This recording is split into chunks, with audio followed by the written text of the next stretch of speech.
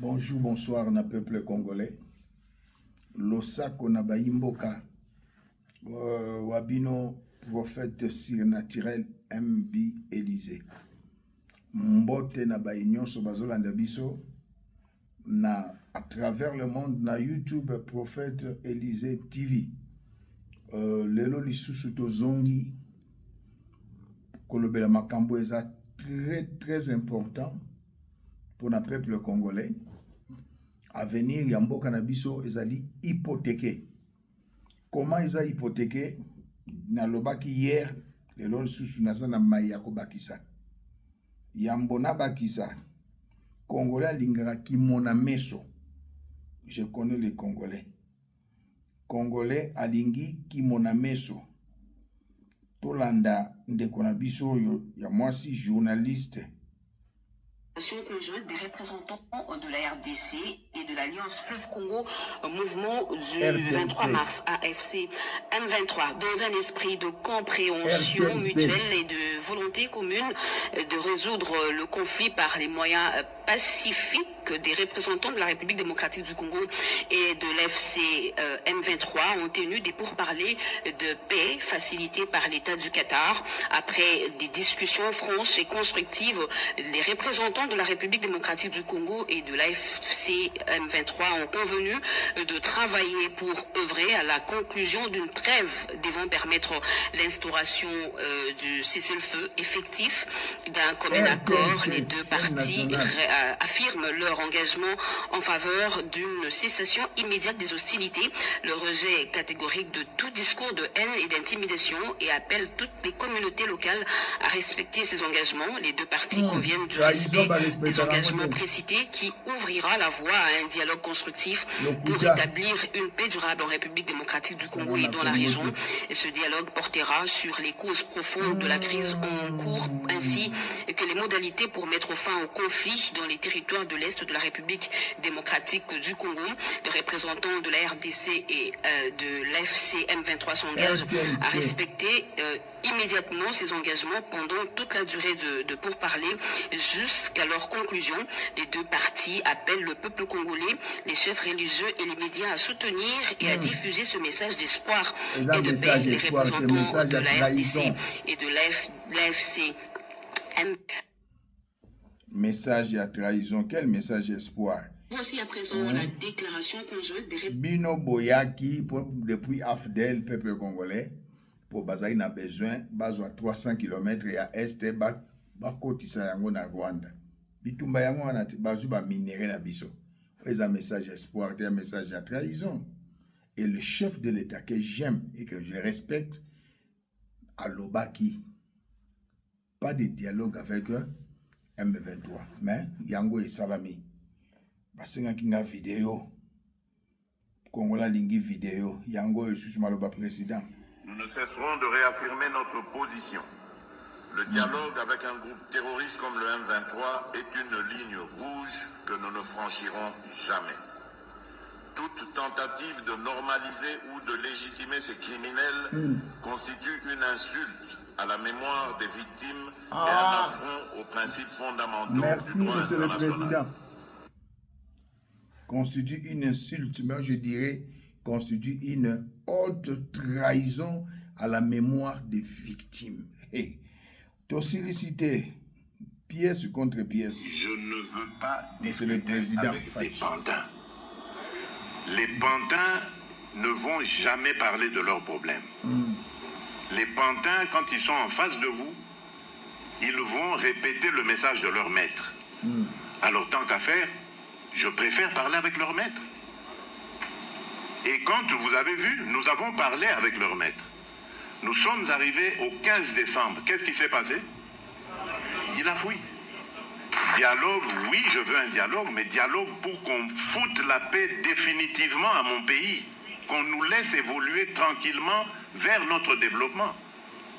Je ne veux pas de dialogue pour qu'on se retrouve encore avec des brassages et des mixages qui dans quelques années vont donner encore lieu à des guerres.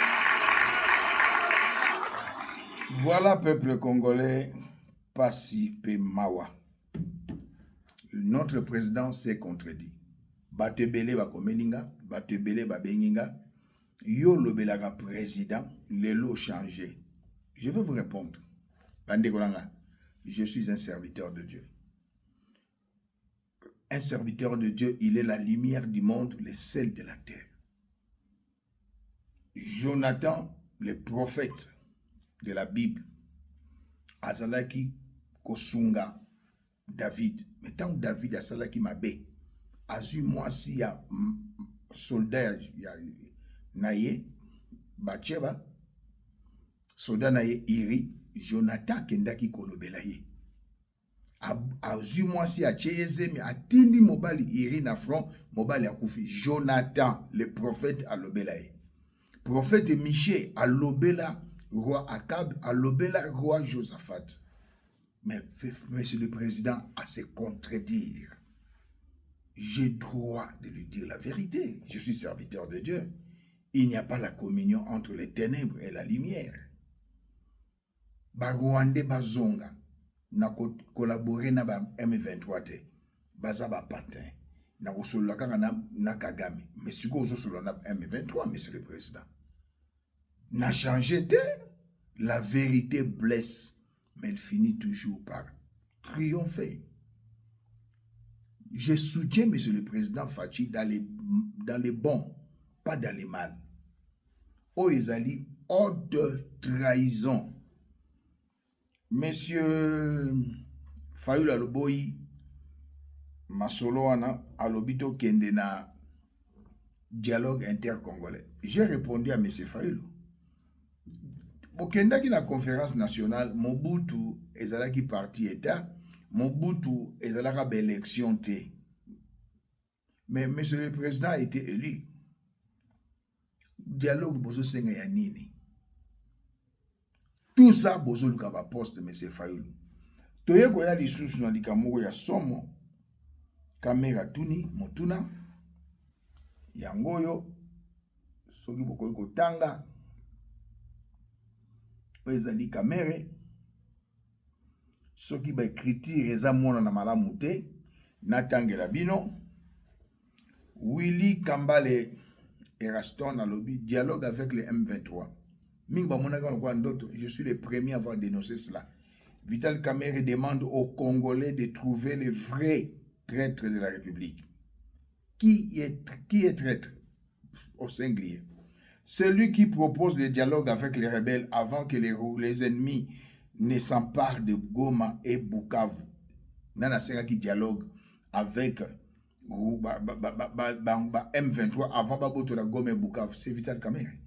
Tanga Bimagi na Bunagana, il y a 2 ans. Ou celui qui préfère attendre, à le BCT, celui qui préfère attendre la reprise de Goma et la prise de Goma et Bukavu. Les pertes en vie humaine avant d'engager des négociations avec les rebelles. Atuni qui est traître. Il y a Sengaki dialogue. Naba M23, business to lobaki non et non to qualifier qui est mabé. Mais le président a dit dialogue. Est-ce que monsieur le président a consulté le Parlement? Non. Tant que le président Ndimaki Congo Kotana EAC, monsieur le président Andimaki a consulté le Parlement? Non. Makambu ya kuku ezabiente. Peuple congolais botika fanatisme. Et je vais vous montrer quelque chose, ça va vous toucher. Pas fanatique, je ne vais pas citer ton nom, c'est très bas. Oh, le président Suko a changé, ça l'a boué. Non, non, je parle du président dans le bien, pas dans le mal. Botala, Botanga, Binomogo, Ngaïté. Botangi, peuple congolais. Ngaïté. Elinkolo Baboye. Accord de partenariat sur les minerais. Le Rwanda déclare être également en discussion avec les États-Unis. Est-ce qu'au Rwanda, il y a des minerais? N-O-N à majuscule? Non. Mais au moment où je vous parle, notre ambassade, notre ministre des Affaires étrangères et le ministre des Affaires étrangères, il y a Rwanda, Bazana, Washington, le secrétaire d'État, Bazo signé l'accord Nini. bino bolobaka boyebi bino bosala ba science politique bosala soki nini boloba nga nayebi baosigner les accords sur le minerai. C'est vraiment triste. Américains, qu'ils soient républicains, démocrates, basant la politique vis-à-vis de l'Europe, vis-à-vis des pays arabes, vis-à-vis de l'Afrique. Ce sont les Américains. Gouvernement, il y a Bill Clinton, Balongola président, il y a Burundi, Abiyarimana, Bazui, Kagame, Bachewana. Ce sont les Américains, Bangonde Bazoua. Kagame, Kota na Congo, FDLR, Makamba Lokuta, Balongoli Mobutu, peuple congolais. Américains, Basala Nini ya Malunga na monde. Bakaboli, Soudan, et comme Soudan du Nord, 17. Américains, Afghanistan, 20 ans, Basundoli Bakeyi. Américains, Batikala Kobongisa, Esika Balekate. Oyo bozo yoka, na lobi yango, boya. Finga na WhatsApp nanga na tchaka on a disque dur plutôt ezali balkanisation intelligente. Les Américains viendront s'installer là-bas. Les deux ministres affaires étrangères va signer d'accord Bakosalawana. Et vous savez ce qu'ils vont faire après le départ du président Félix Bakoche Rabino, un président rwandais. Celui qui va maintenant s'occuper de tout. J'avais dit à quelqu'un, les Français et les Américains, Balembi Kagamete, Moutramtana point de vinae, Yango et Bandiko Ezaliko Monisama.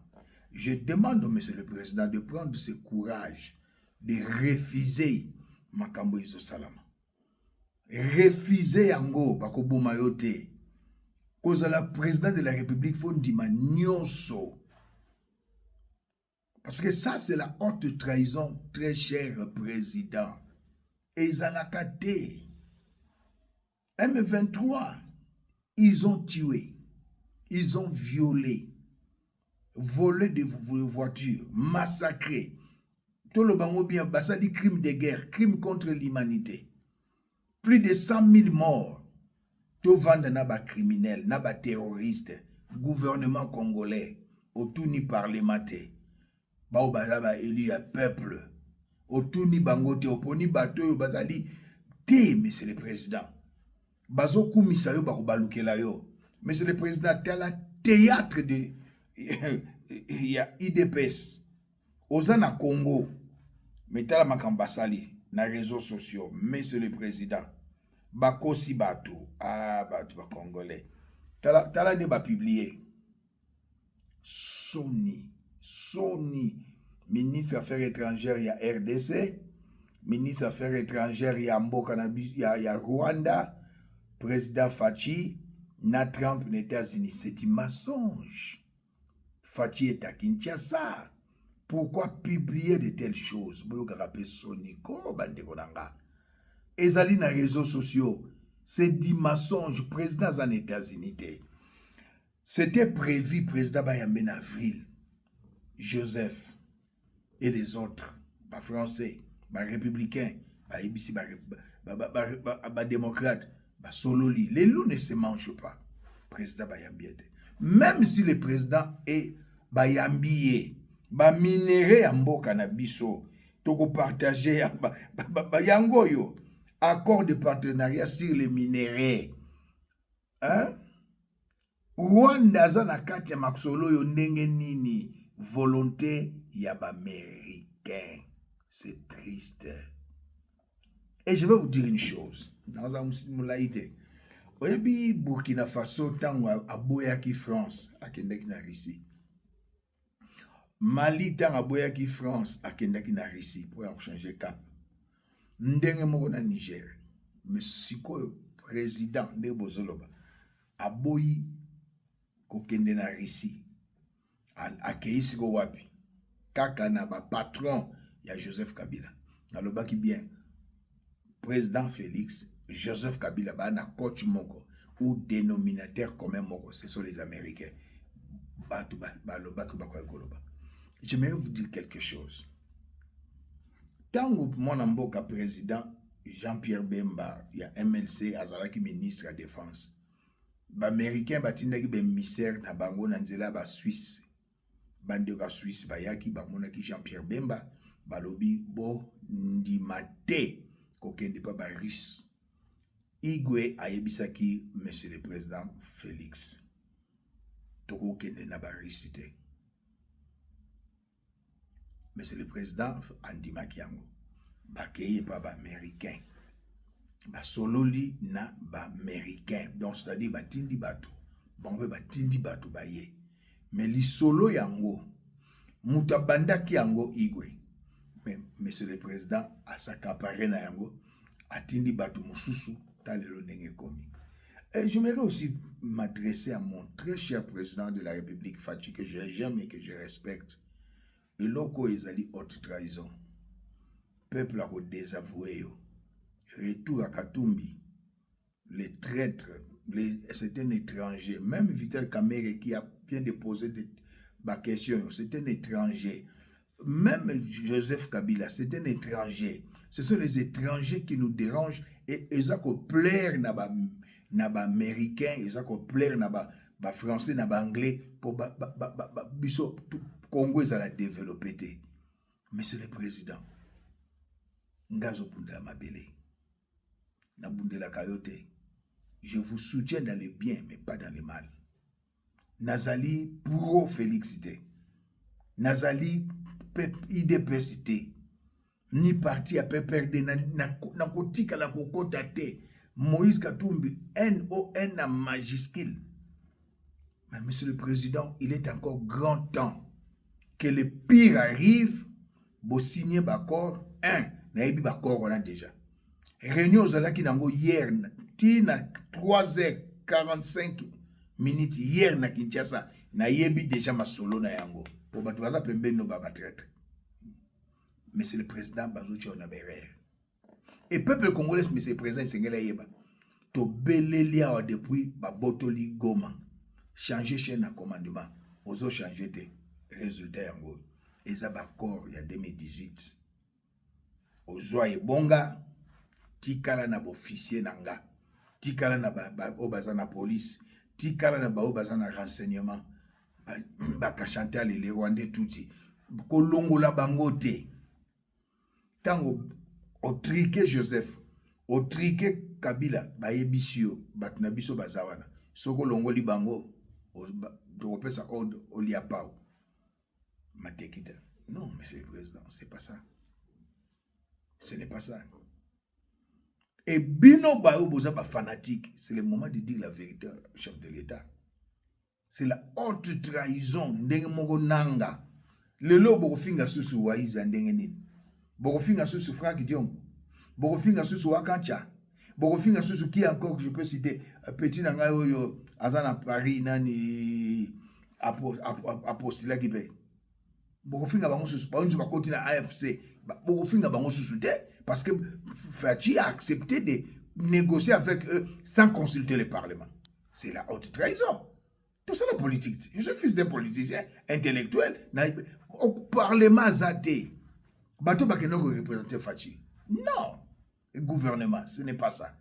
Alors, monsieur le président, il est grand temps de rectifier les tirs. Rien n'est encore perdu. Pour Malobanae, on dit ils ont l'air pas M23, pas M23, non. Tant que na San City, président ya RCD Gomez à la Canani, Congolais de père et de mère, ou baïb histoire. Mais tant que il partage à pouvoir, balongolien, baïb tchanani, Robert, mode opératoire à Rwandais, ndenge mokobe basali, et comme bitumba Congolais. Memeli Bino Joseph Kabila. Mais il était président. M23 et Kotakiti. Comment il y a à côté de M23? Peuple pour comprendre les tribalisme et le fanatisme. Moi, je ne peux jamais être fanatique d'une personne. C'est une malédiction. Je suis fanatique de Jésus-Christ. Pour décevoir. Monsieur le Président, vous avez dessus 3 ministres. Vous avez dessus le président Jean-Pierre Bemba Gombo. Le ministre des Affaires étrangères, na Moutamba, malgré Baberer nae. Jean-Pierre Bemba sacrifié MLC, monsieur le président, ça le dit aux campagnes. Jean-Pierre Bemba, ministre de la Défense, bolongo lié, pour la loi, il y a programmation de l'armée. 1,5 milliard et koti. Tolongo la Jean-Pierre Bemba, bateau ba lobaki na yo, batika la kolia mbongwana. Tant Jean-Pierre Bemba, longo ministre de la Défense, allez, et longo de 1,5 milliard comme il a 3 milliards. Ouf! Bah, comme on a bien, j'ai pas besoin de citer ça. Boy, c'est qui président. Boliambongwana, tala ndinga armée zalelo. Kotinda na batu, nous sous baki na ressemble ba drone na ba avion. Baza même, il y a famille présidentielle. Vous trouvez ça normal quand on dénonce ça? Nous devons tout dénoncer. Tout dénoncer. C'est ça un homme de Dieu. Tous ceux qui sont tout autour du président, au pasteur, au apôtre, des flatteurs. Beaucoup de gens président, soit plus de 50 000, 100 000 euros, ça l'on la vie. Le président a sa serviteur de 5 millions. Même peu 5 millions, si la rate. Bon, qu'on bon, ça bien, mais qu'on pas qu'on gérer, puis qu'on garder, qu'on multiplier, ça devient un problème. Vous venez avec des fausses prophéties. Nzamba lobby. Alliance. Autant à la Deutéronome, un président que vous allez l'étranger. Mais maintenant, président de la République congolais de père et de mère, en face, Joseph Kabila, Rwandais touti, à revenir à son poste. Mais monsieur le président, aux hommes, on a su que tant Joseph a Ozonga, 2028, aux hommes a candidaté.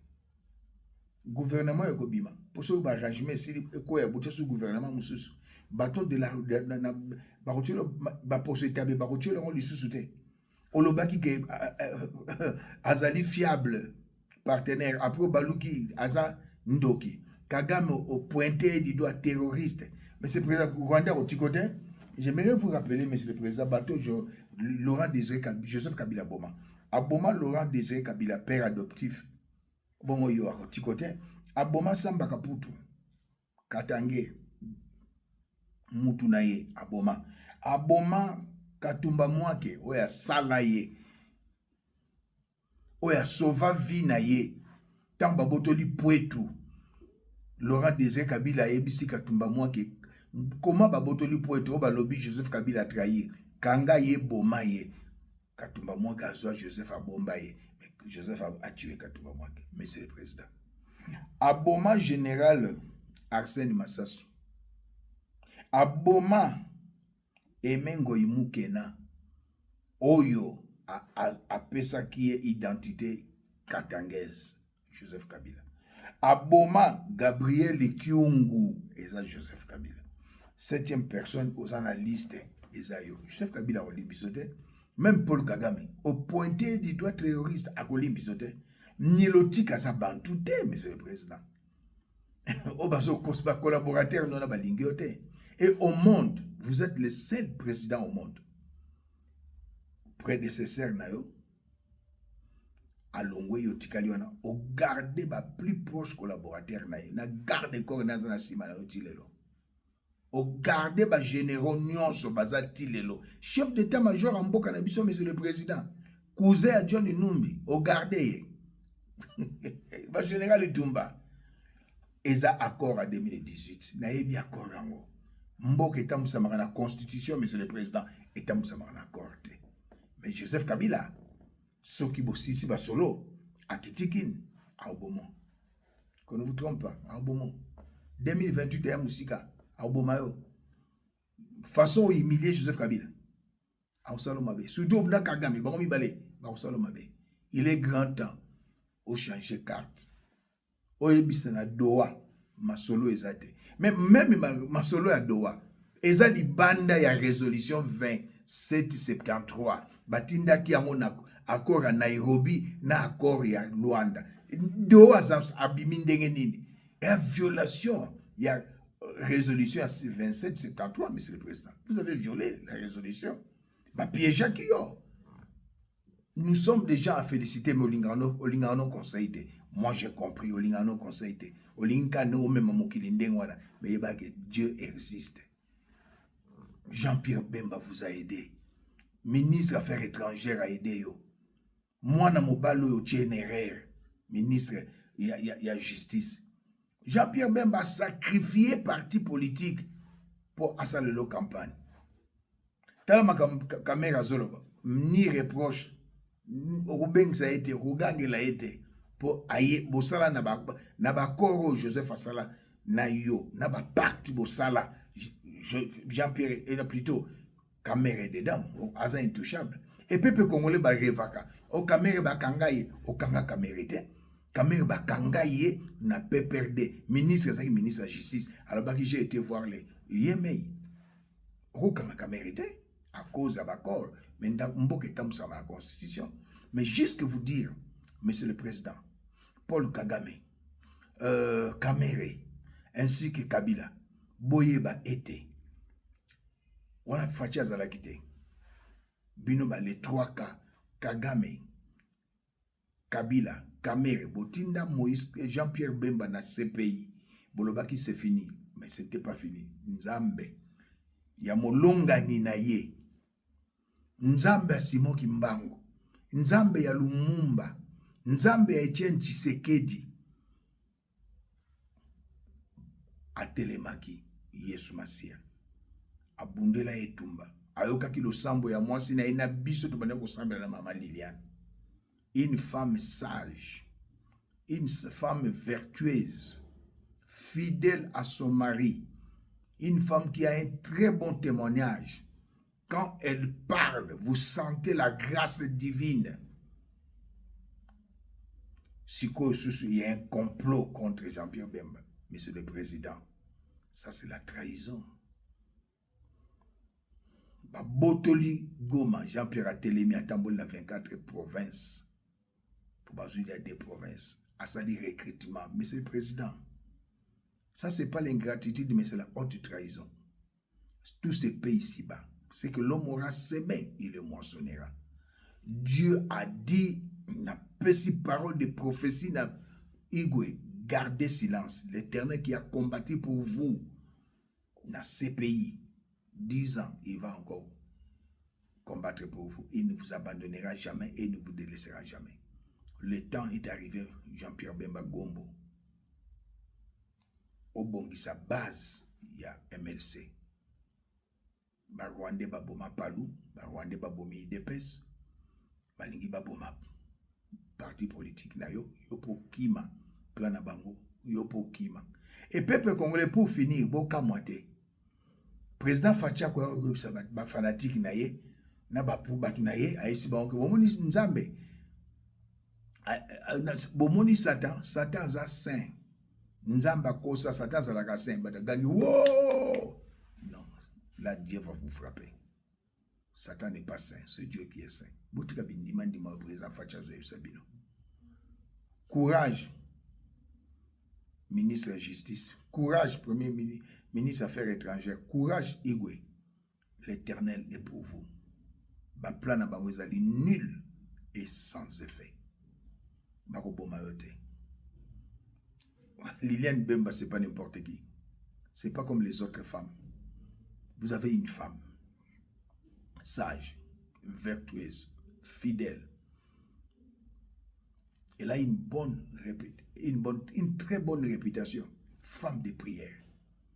Peuple congolais, Toboyi, trahison. Tout se prendre en charge. Tout récupérer. Ba voix na biso, tout longola ba institution, il est temps yakoluka sikoyo une nouvelle classe politique. Ça c'est une classe politique pourrie, corrompue. À la prochaine.